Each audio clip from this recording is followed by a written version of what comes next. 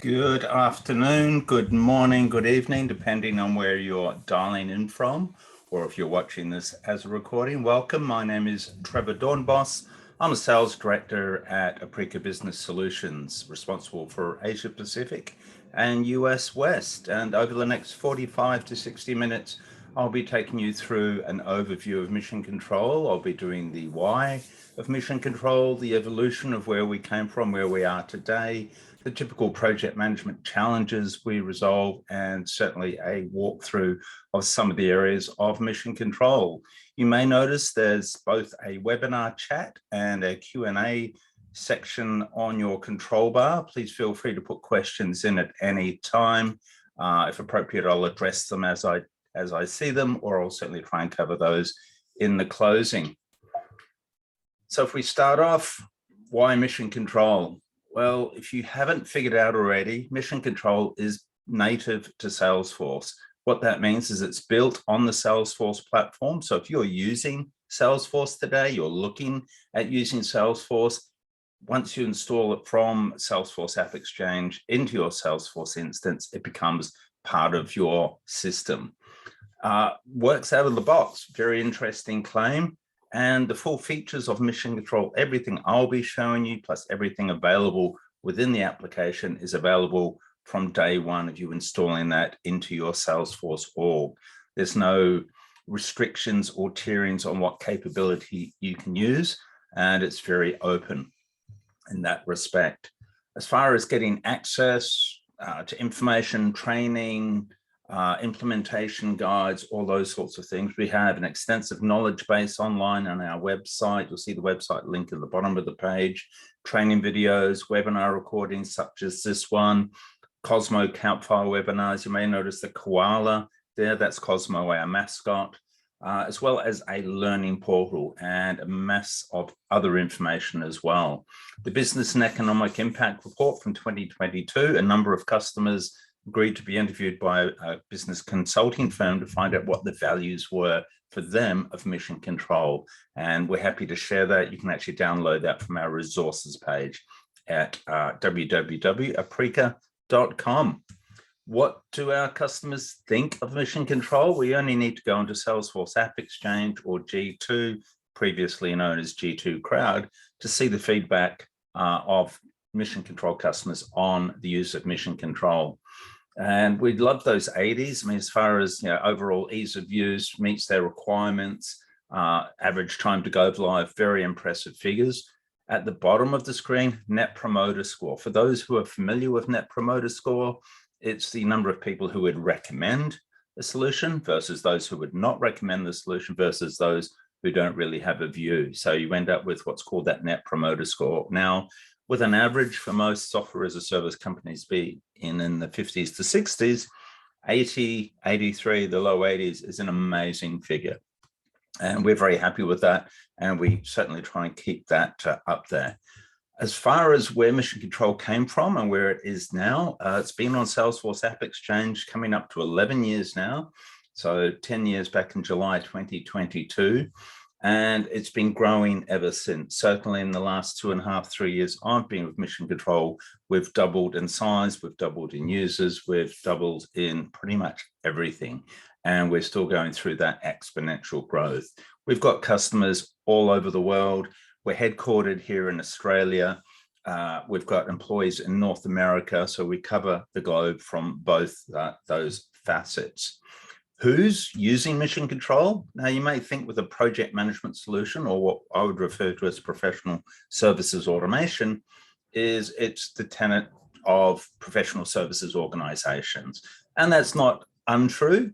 We've got a lot of customers also in all sorts of other companies. So certainly across architecture, construction, health and life sciences, pharmaceuticals, you name it, we've probably got a customer in that vertical, for want of a better term. And if we have a look here, if you are dialing in from Australia, New Zealand, there's at least 10 of those logos on there that are actually from Australia and New Zealand. If you're fortunate enough to be going to the Salesforce World Tour in Sydney next week, and that's on the 1st of March 2023, then you'll see a few of these customers, partners, ourselves, of course, and be able to have a chat to them about their use of mission control. So what are the typical challenges that you address with a project management solution, with a PSA solution, essentially with mission control? So a lot of times we're hearing about we struggle to manage our capacity. We're struggling to see what our utilization is like, where we're efficient, where we're losing where there's overlaps between processes, and we can't get all that in one place. And certainly having mission control in Salesforce helps bring everything into one place and get that visibility. And also that last point is getting a view of profitability. Now, if you want to look at the different tiers, if you like, within an organization, what do they really care about? What parts of mission control perhaps would they be using? So if we start at that executive level, who really just want that top level view across the P&L, what's happening with the project financials, what's happening with the resources, down to the project managers at the coalface, if you like, executing, creating those projects and managing the resources within those.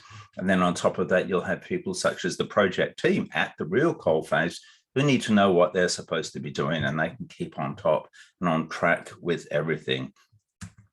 And then, of course, operations are just keeping track of the whole system. And we'll cover off some of those features in the next slide on the key areas where mission control is really helping a lot of organizations. I like to call this the feature wall, and it breaks down in some core areas, main areas where mission control does create a lot of value for our customers. So if we look at resource management, resources, your roles, your people, your contractors, internal staff, what have you, from the outset, being able to capture those cost rates for those people, whether it's a loaded cost or an hourly cost, down to what would the billing be for those people, either at their rate, at some special rate, at a customer rate card, and then how are we assigning people within teams, how we're grouping those. We had a lot of questions about, I need to find someone by a geographical location. Well, you can have multiple teams. An example would be, I'm in the Sydney team, I'm in the sales team, I'm in the Australia team, I'm in the all internal employees team. And any way you want to search on your people, then that's a great way to help with that. The resource scheduler, and also be showing you the resource planner, the resource assignment wizard, and being able to track utilization at a granular level as required, and also holiday management, which is included in mission control.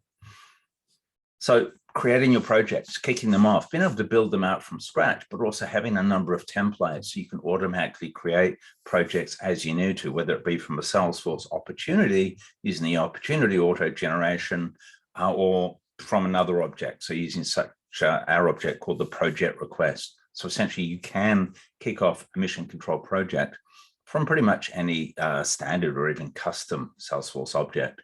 Much as when I used to use Microsoft Project as an engagement manager, I used to borrow bits of projects from other Microsoft Project files and then bring that in and work with that. You can do the same thing for mission control. You can build out your project, your milestones, your actions. You can clone milestones from other projects. You can create those as you go.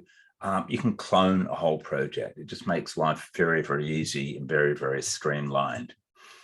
As far as how you want to manage your projects, one of the core differentiators, I believe, with mission control on the Salesforce platform is we don't restrict you to the type of view you're going to have of your project, which means if you want to have a look at all the actions on a project and actions where you're assigning the pieces of work, if you want to have a look at all the actions on a project and what needs to be checked off and work on it from a list type view, that's a capability that's already in there.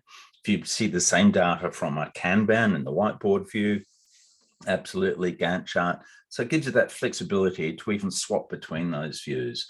And then if you want to use those deep project management aspects, such as being able to track the critical path, tracking baseline variances, working with risks and issues, then all that capability is actually available to you, right down to also using the retrospective board to go back and revisit your projects, your milestones, and apply the lessons learned to actually improve as you go.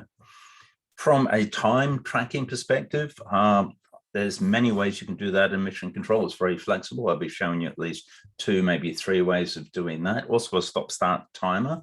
So where time is of the essence, you want to have that automatically tracked and roll up or roll down to the nearest segment of time, that's capability, as well as built-in timesheet approvals.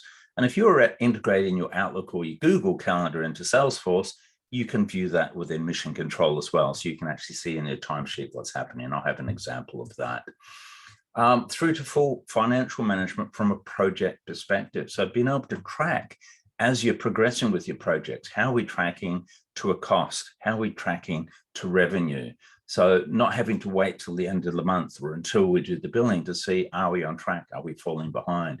Obviously, as well as time, having expense tracking, being able to apply expenses to projects, track them against purchase orders, then generating billing events and creating invoices straight in Mission Control.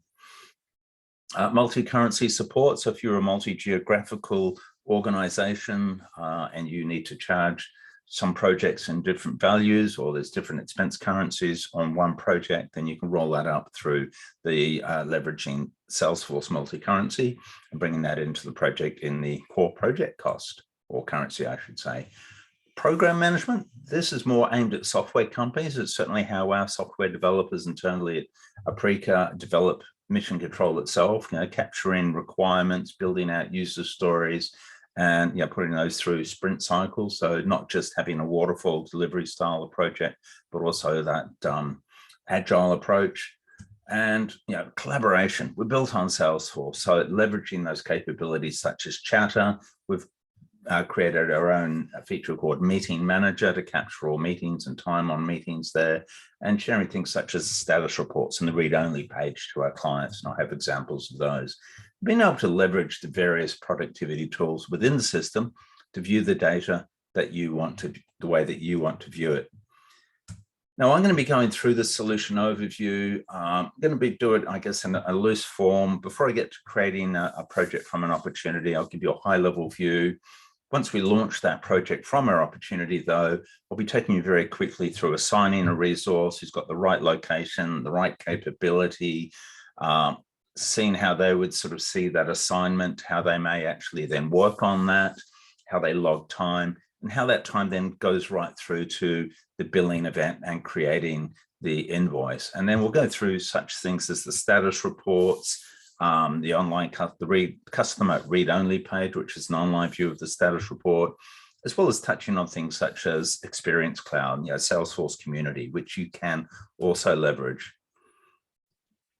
So if we have a look here, I've got my Mission Control instance, well, I should say my Salesforce instance, which has Mission Control in it. If you are not familiar with Salesforce, then essentially this is a Salesforce instance which has a number of apps installed. If I look at the app launcher at the top left, I can see I've got Mission Control. I've also enabled Mission Control Community. I've got Salesforce Sales Cloud, Service Cloud, Marketing Cloud, and Community, as well as Force.com. So I can choose what view. I configure this screen for my look and feel. So the key thing with Mission Control is the configurability in my view. We ship with a number of Salesforce permission sets, so you can control right down to the field level what you want your end users to see, do, and be able to work on. So I've got a number of tabs we'll be working through, starting always in the Mission Control console. And this is a collection of wizards for some of the key features you might be getting started on your journey with Mission Control. Like being able to create a project from scratch, where you create a project with a milestone and then start building out the actions and all those other aspects. Obviously, key value of having any professional service automation solution is having templates. So being able to create and clone and automate the use of a lot of project templates. Roles within Mission Control, they could be a user, they could be a contact, they could be an asset or a placeholder role. So I'll take you through some of those examples. A placeholder role could be, I've got consultant, designer, developer, so at least I know what sort of resource I need. It could be an asset such as a boardroom or a projector. Could also be a contact, such as a customer who won't have a license to log in, but we still want to allocate them pieces of work, so at least they get email notifications. With your roles, you can group them into any number of teams. And I mentioned before, you can be in multiple teams. It could be by capability, by geography, and other aspects of that. Building out a skills matrix and assigning those to each of your relevant roles, that when you're looking for someone to do a piece of work, not only do you need someone in the right location, geography, or capability, but you also want to know they've got the right skill set for the role. Holidays, full holiday management, we'll touch on that at the end if we get a chance, and things such as risks and issues. I'll be using Australian GST for my tax rate for this demo. You can have obviously any tax rates on how you're billing your projects. We'll touch on billing events. We get a chance at the end, we'll touch on meeting manager. Now, I'm not going to go through all of these, but I will be showing you the whiteboard, the time, which is the Kanban view, the timesheet. We'll may touch on the action pad, and we'll touch on the issue and the risk log. And then if we look at the management pad, this is where you can actually deep dive. So if you want to deep dive into your actual projects, you can go straight through to here. Also things such as Gantt charts on your project. So the Gantt chart object, very powerful mission control, can also be used standalone with multiple projects in one view. I think I've got a tab open for that. And a lot of other aspects, which we will be touching on. Now, for your Salesforce admin, if you want to start a trial of mission control, and you download that from Salesforce App Exchange today, there is a 14-day free trial, no credit card required, so you can start right after the session or right now if you're super keen. What I love on the control pad, if you scroll down for your admin, there's a little feature down here called Create Sample Data. So if you're loading this into a sandbox and you don't want to have to set up your data, at least it's giving you something you can actually start with. So a couple of accounts, sample projects, contacts, opportunities. So you get an idea of the flow of how mission control works. And the control pads where you control a lot of those overall aspects of mission control. Okay, no questions yet. So that's a good sign, I hope. Let's say let's start at the executive level. So one of the powers of mission control is that it leverages all the Salesforce capability you should already have today if you're using Salesforce, or that you will enjoy once you get to use Salesforce. So I'm in a Salesforce dashboard using Salesforce reports, and these are based on the mission control objects. And this is very editable. I can create multiple dashboards, I can drag and drop, and each of these charts is based on an underlying report. So from an executive view, you can configure any number of dashboards, share them to your relevant people so they can get the key data they need. And then if they need to drill down, so we're looking at our margins and our profit and loss report, we can click through into the Salesforce report to see more data. So we can get into that, and we can then, even if we need to, drill into the actual project and start seeing a lot more data. And I'll cover this as we get through the end of the session, but the project insights gives you a view of where that project's up to. Things, metrics such as cost performance index, which tracks your hours and how you're going. If it falls below 1, I've got some red, amber, green, and that's telling me straight away we're losing margin. And I can see here from my hours that we've logged 8 non-billable hours when we didn't have any built into our original schedule. So I can see my estimate, I can see my actuals, I can see my remaining, the billable value, my margin in the P&L, as well as any invoicing. And my schedule performance index is telling me we're not too bad. We're still green, we're close to 1, so we haven't really got too much slippage here. I can also see there's a couple of risks. I'm going to cover a lot more of this near the end of this session. And certainly, again, if there's any questions, please put it into the Q&A, put it into the webinar chat. Happy to just cover off anything in a little more detail. So we went from a dashboard, we drilled into a report, and we went straight down into the projects, going from that 1,000-foot view down to ground level, if you like, and then having the capability to go right down into the weeds and dig in what we need to. Another view, a lot of people are looking at things from a resource perspective. So the resource planner is giving me a great view of how my team's looking from a utilization perspective into the future. Now, I've filtered my team by my key consultants, so you can obviously create as many filters as you like. There's a lot of filters you see all the way through mission control, and I've selected by specific roles. I could do that by teams, by skills, what have you. And I've specified from this week to the end of March. So I can see my capacity across that team is the red line at the left. So that's my capacity to deliver. The blue is where they're assigned to actions. The burnt orange, the little sliver down here, was people have got holiday booked. And then forecast is the ability to actually have things such as opportunity and project forecast. And I'll cover that off in the next screen. And there was a question that, is this being recorded and distributed? Yes, absolutely. We're recording now and we'll be sharing this post the webinar. So if anyone can't attend the whole session, don't worry, you will get a copy of this at the end. So in the resource planner, I've got my overview and I'm going to move into the planner stage. And I've just said for the next 6 weeks, which is to the end of March, how does that look on a week-to-week basis? I could do that daily if I want to. I want to get quite granular. I'm looking at by hours. I'm looking at by my role. I could actually flip that. So I'm looking at by project. And I can see each week how busy people are. Now, I can see Andrea is over a threshold for 4 weeks in a row, quite over on from the week of the 5th of March and way over on the 19th. So if I want to see what's causing that, I can see a few things. I can see whether it's billable or non-billable time. So I can see she's got some non-billable time here allocated, quite possibly training, internal. I know she's got, looks like 2 days of holiday booked for next week. And then I can see all the allocations for the project she's on. And at the bottom here, I can see an opportunity where we've got a resource forecast. Now, if someone's interested in the resource forecasting, happy to touch on that at the end of the session, but it gives you the ability, even before you've won a project, to bring that in to say, look, we think we're going to need this sort of resource and it's soft book. So if I change that where Andrew's got 76 hours and say, let's just have a look what's currently allocated, that's looking a little bit healthier, but she's still over a time. So we probably need to look at rescheduling things. And I'll touch on the scheduler, resource scheduler later on. If there's not any questions, we'll move on to how do you create a project from an opportunity? So let's, hold on, I'm just going to answer all these questions live so I can see they're done. And I'm in a reasonably standard page layout for a Salesforce opportunity. I've added in a section and these 4 fields, which enable me to leverage mission control automation. And I've got a number of ways I can generate a project from a template. So if I look at, we just edit this field and I can see the templates I have available, I can see there's a whole number available. I'm going to use my implementation template,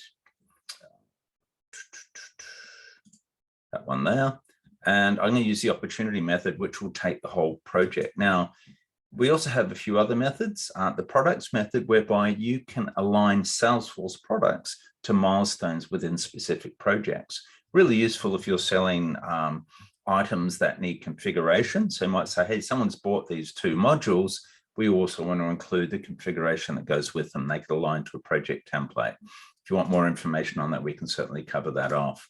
Now, to create a project, using this automation, I've specified the start date of today. I've got my budget amount for the project, which is going to come from the opportunity.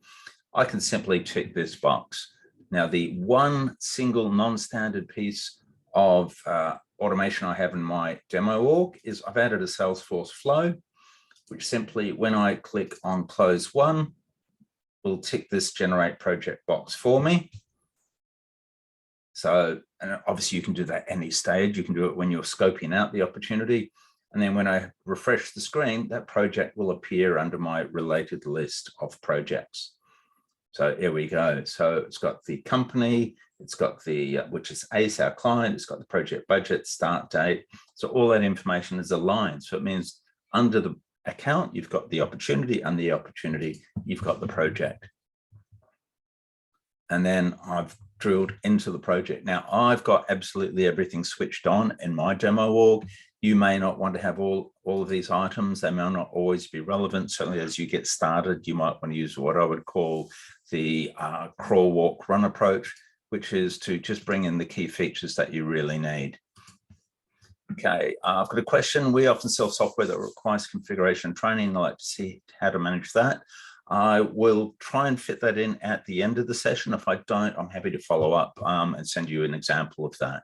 But certainly, it's certainly available on Knowledge Base 1. I'll keep this question here so I do not forget it.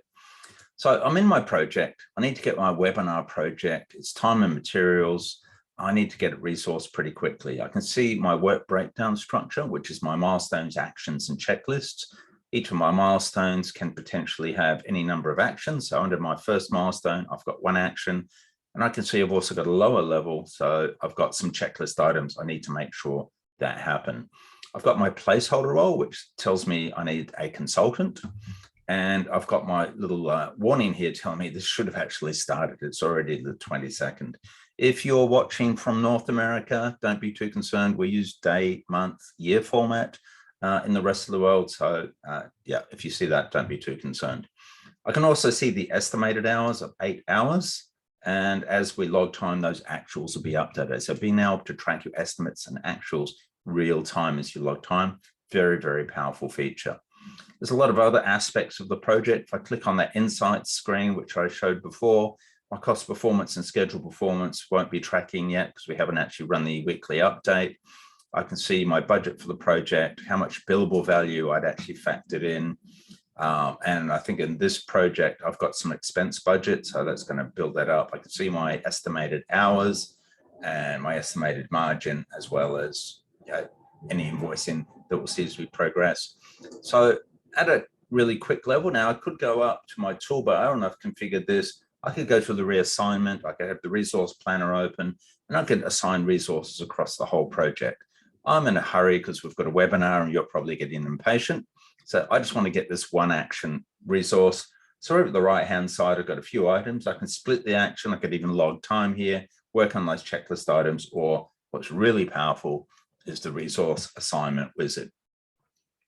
So the resource assignment wizard shows me my start and end date, all the details from my action. I can see my placeholder role and the hours. I could just type in the person's name here and do that. But what I really want to do is make sure I've got the right person from the right team. So I need someone in the consulting team. They really need to be in Asia Pac, and I need someone who's good with configuration. And these are all ands. So all three of these criteria should be met. It goes and searches my team, looks at the date. I've just got my default search of 2 weeks in a daily view. And when I do that, it'll show me who have I got on my team that's available. Right, a lot of green there. Probably not good if you're a consulting organization. That's a lot of people sitting on the bench. I can see Andrea and Mick are available. Andrea's actually a consultant, so look, Andrea's my best choice. If I wanted to distribute that work and have contributors, so multiple people, I could add people here and share that 8 hours. I'm going to hit save, and we can see that Andrea has been allocated to that action, and it's still in plan status. Now, if you're sitting in Andrea's seat, you might be just checking your mobile phone. You might be looking at your email. And even before you log into the system, you can get something similar to this, which is that new action notification. So you can choose to send new action notifications every time someone's added to an action or there's been an update, as well as you can send them a daily digest. So very similar to this, they can see, okay, this is the summary for today and the week. Here's all today's actions. This is what you've got on your plate. Here's all the new ones that have been added. Here's anything we're waiting on. Here's things running late. If you're a manager, you can also see any time or expense approvals you've got in play. So Andrea looks at her assignment, does, well, I should probably log into Mission Control. There's a number of ways you can do that. So she's like myself, she's quite visual. She'll go into the whiteboard. The whiteboard is a Kanban view of the world. I'm just going to hit refresh so we bring in that requirements meeting. So each of these cards, let me just try that again. Each of these cards shows the project, the milestone, the action, and an action number identifier.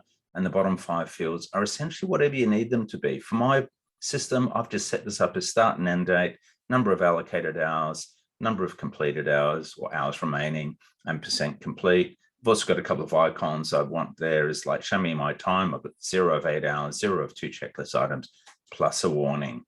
I could also chatter on here. So at any time I could go and chatter at, maybe at the project level to say, mention someone as you would in chatter. We've started on this piece of work. If I have any issues, I can start up the issue manager. So I might go, oh, look, there's been delays, and I just create a new issue, and then we can assign someone to help work on that. I'm looking at things by priority. So we've prioritized some of these actions. You may notice there's different colors, and I've color coded my projects by different customers. Some of our customers color code by division or type of project. If I go to the status view, it shows me there's nothing actually in progress for Andrea's view. And again, I've got one of these filters here, and I've filtered to show everything for Andrea that's really she should be working on this week. And she takes that out of plan to in progress. It's going to update the project to let the project manager know from a visual perspective that that action's actually now in progress. And then Andrea can start working on it. So for example, she knows that she's got to confirm the key requirements with the customer, documents those key requirements, and she's good to go. And she can also log time here. Now, there's a number of ways you can log time. I will be showing you the standalone timesheet as well. But just because Andrea likes doing everything in one place as she does it, she could log time. I'm just going to swap that to Andrea. She puts in some notes on what's actually been happening. If she wants to, she just uses this pick list, fully configurable by yourselves, and how many hours logged. There's also a stop-start timer, so you can start the timer and then stop it as you go. So if you actually want to get very granular with roll-ups and roll-downs, I'm just going to log that time for Andrea. And we can see that it's been updated. We've done 8 of the 8 hours. We've done 2 of the 2 checklist items, and we're 100% complete. If you'd prefer different fields on your card, at the top right, there's a little screen feature, and essentially you can use any field from within the system, even your own custom fields if you like. For example, our developers will be using things such as requirements and user stories and other aspects, and you can choose what's shown or hidden. So Andrea's actually finished with this piece of work. She's logged time. She's ready to move on to the next one. And she's just going to drag it into complete so she can then move on to the next piece. Now that's great for Andrea. It keeps life very simple for her. It's also great for the project manager, because if we go and put our project manager hat back on and we hit refresh on the overview, I'll see a couple of things have happened because Andrea's completed the action. We've got a little setting that says if all the actions in a milestone are complete, auto-complete the milestone. I can see my estimated hours rolled up to the milestone as well as my actuals. Very, very powerful. And something else will have happened. We set this as a time and materials billing project and to generate a billing event on milestone completion. So if I go to my billing tab, maybe I'm in finance at this stage, I can roll down, I can see there's my billing event. It's based on the completion of the requirements milestone. I can see the amount. 1584 was the total amount. And I can see the breakdown of that as well, including the GST that we applied. So go, that's 1584, as well as showing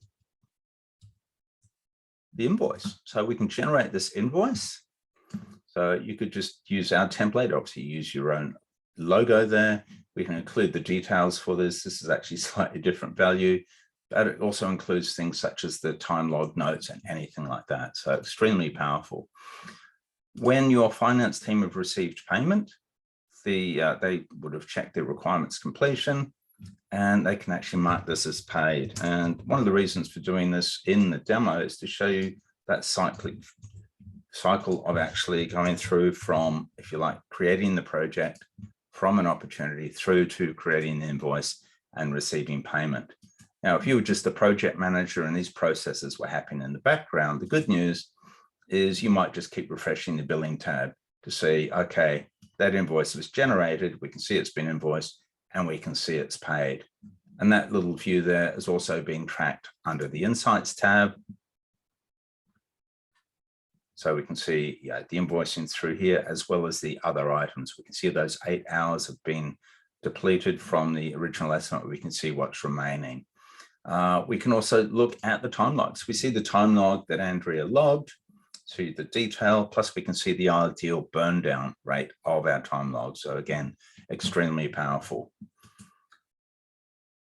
How do you change the logo on the billing event? I'm happy to share, there's a knowledge base article. So I'll talk on knowledge base articles as we go through the end. And how do you trigger an invoicing event from a task or milestone completion? There is actually a checkbox on the milestone that says invoice on completion. There's a number of ways you can generate invoices. We can go into a bit more depth, probably in a separate session. But again, I'll keep these questions up here, and if time allows, we'll cover this at the end. So from a cycle for this project, we've moved on. We've completed the requirements. We're ready to start on the implementation. We've received the invoice payment. So again, exactly the same data, but I'm looking at this now from a Gantt chart view as it refreshes. And I get on the phone to my client, say, hey, fantastic. We're ready to start with this, and we're good to start on Monday, the implementation planning. I might say, oh, actually, we're a bit stuck. Can we push that back to Tuesday? Go, not a problem. It should be enough time. I might just push this out as well. It's going to go over the weekend. You'll notice the non-working days. You'll also notice for Andrea, she's got 2 days off next week. So that's not actually going to show as available if we were trying to reschedule time for Andrea from the Gantt chart. And that's good. I can update that and I can go look at resourcing the rest of my project. So I talked about scheduling. I mentioned the resource planner. So if we're looking at things from an overall view, if I go into the resource scheduler, so changing hats a lot here, I realize, I just hit refresh, probably hopefully bring in that project we just created. Okay, so we can see, here we go. Here's Andrea.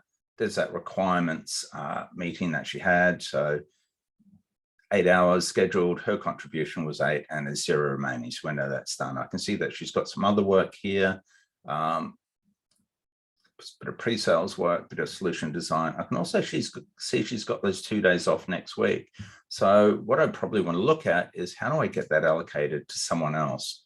And I'm just going to have a quick look through my system. I could, again, use the filter, find the people with the right capability. And in this case, I could actually just swap that down to Chris and know that that'll be taken care of. I probably should have seen that a bit before when I saw Andrea was having her time off. Now I can just hit save from there. Happy to cover off a bit more of that later as needed. There's more on the resource scheduler. Very similar to the resource planner. So you can sort of see those, there's that blockage, there's the time off for Andrea, so she's not available. We can see next Friday there's a problem. So again, if I wanted to reschedule, I probably need to look at Friday, also the following Monday and say, right, she's supposed to be on training and we've got her doing some of this. Maybe we can reallocate some of the hours, distribute those hours or stretch out that action to sort of fit into that. So it's giving you that visibility of what could potentially become a problem. From a timesheet perspective, I showed you logging time from within the whiteboard, a standalone timesheet. And here's one very similar to I would use internally at Aprika Business Solutions. And I'm looking at some internal time tracking. None of my time in this timesheet happens to be billable. So it's only tracking non-billable time. I've got some internal things where I've already logged time like a diligent person through the week. And I can see I've got this webinar. So I've actually already logged time for the 2 hours prep leading up to the webinar. I might say, look, actually, I might as well just log that while I'm here and hit save. And you'll also notice at the right-hand side of the screen, well, the grayed out areas, we've got our non-working days for the weekend, but I've also got a day off. And I can see I've actually got holiday booked here. So you see annual leave booked in the system. So really powerful, not just that visibility from within the resource planner and the scheduler, but also for the end user in the spreadsheet, timesheet. If you, like me, have a lot of actions under a single project, you can roll those up to keep that a bit more simple. So you might go, oh, look, I just want to have a look at, I've got workshop training. I've got 4 hours scheduled for tomorrow where I've got a change management workshop.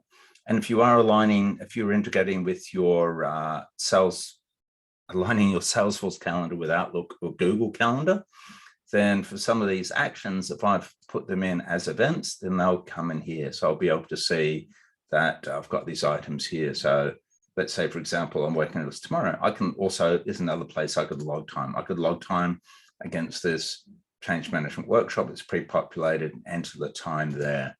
So quite powerful, seeing what's happening.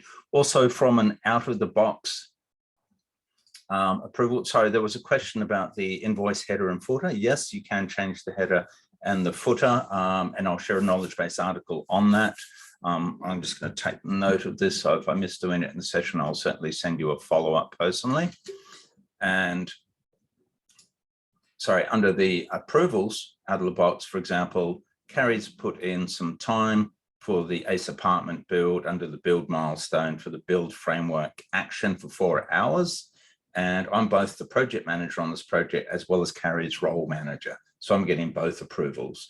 And I can see the detail, I can see any notes she's put on there, I can chat at her, I could drill into the action, see a bit more detail into the time log, and I can approve and reject individually if I want to.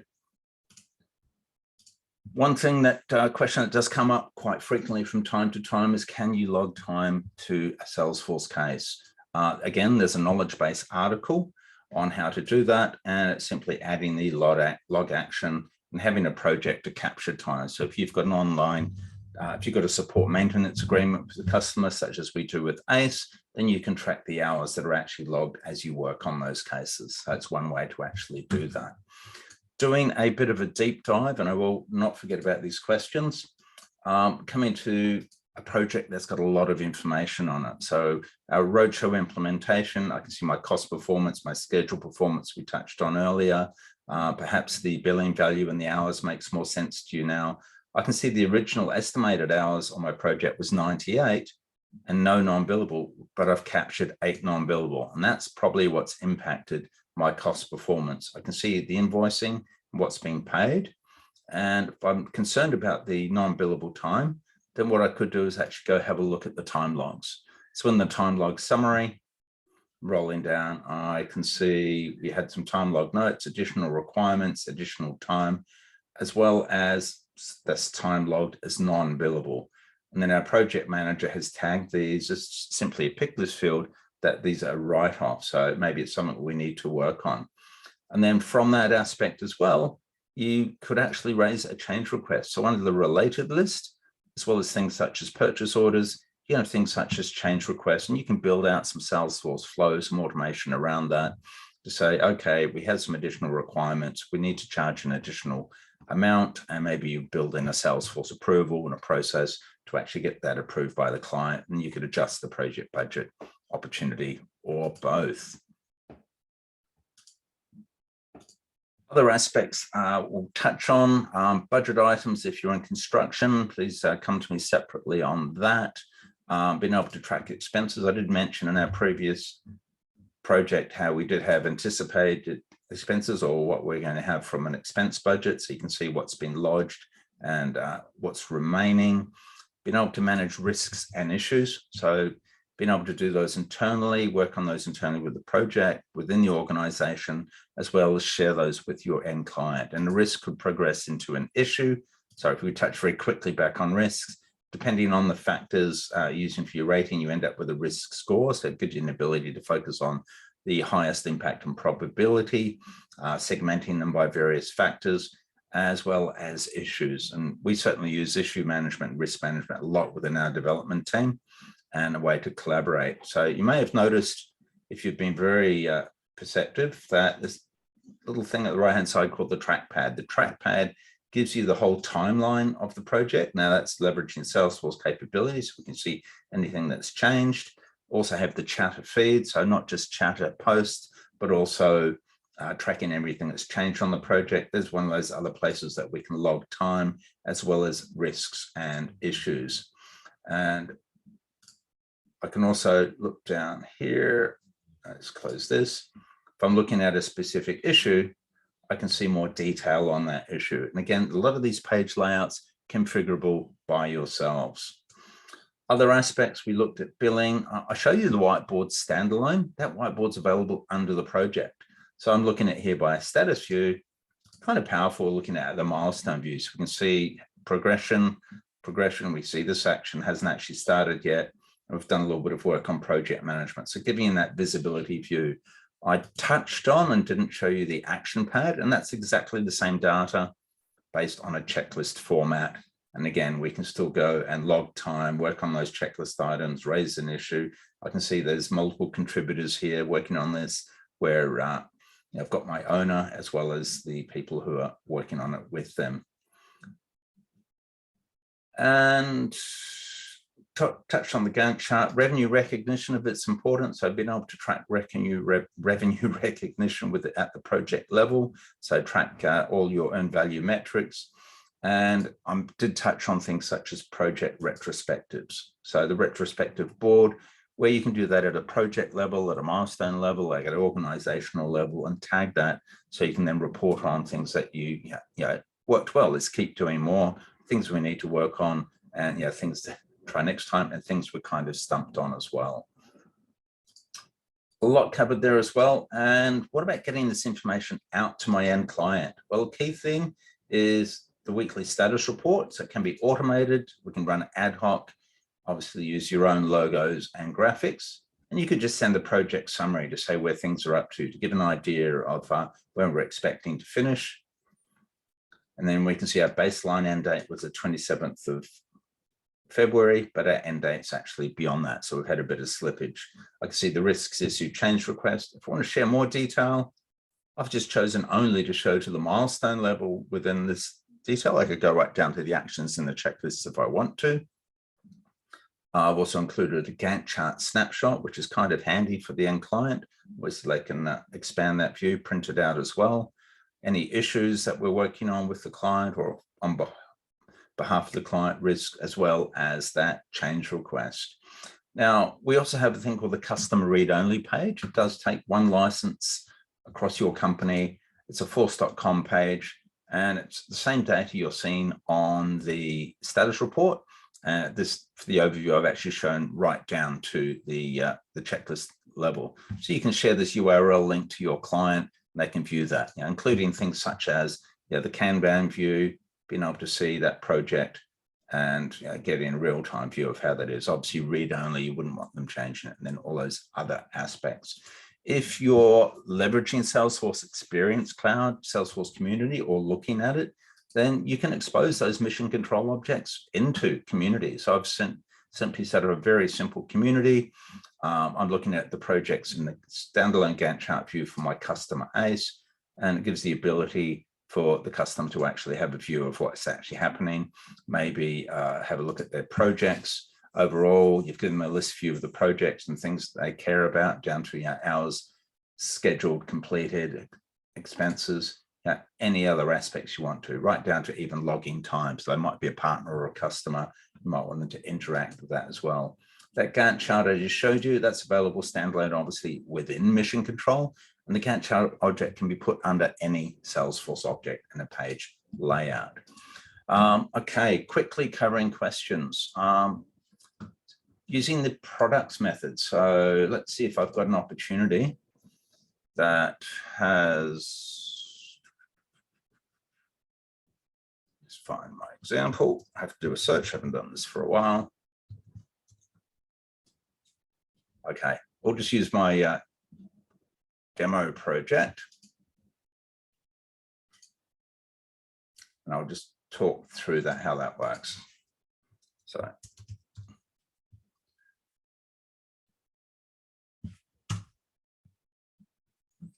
Okay, again, I'm just using Salesforce search to get to this detail.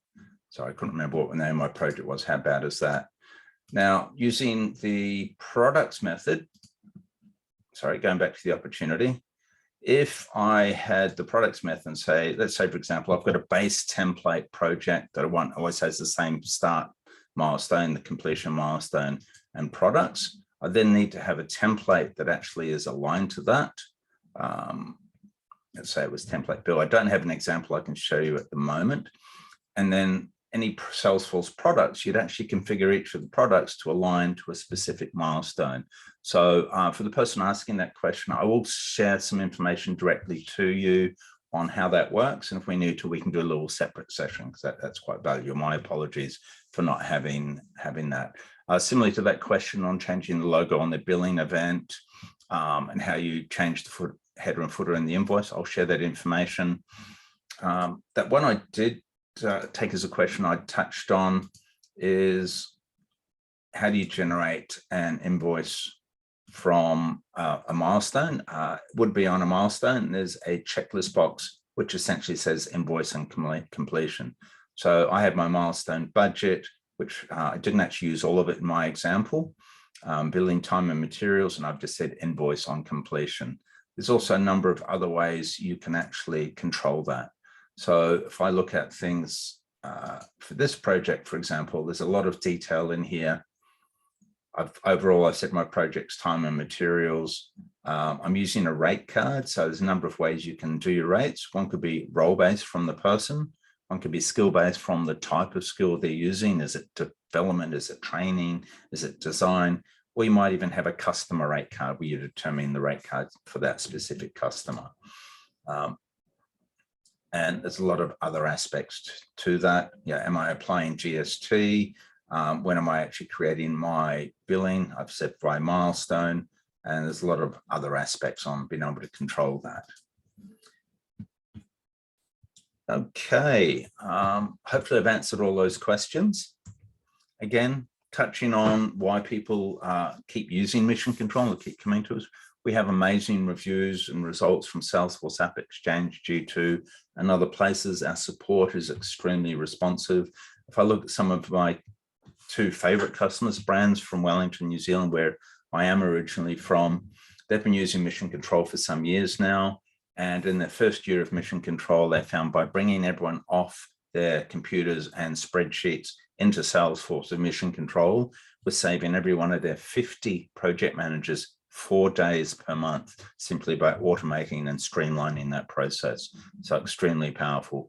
And then they came back to us recently, I think it was last year, and said they'd actually measured internally, had a 30% increase in efficiency simply by using Mission Control.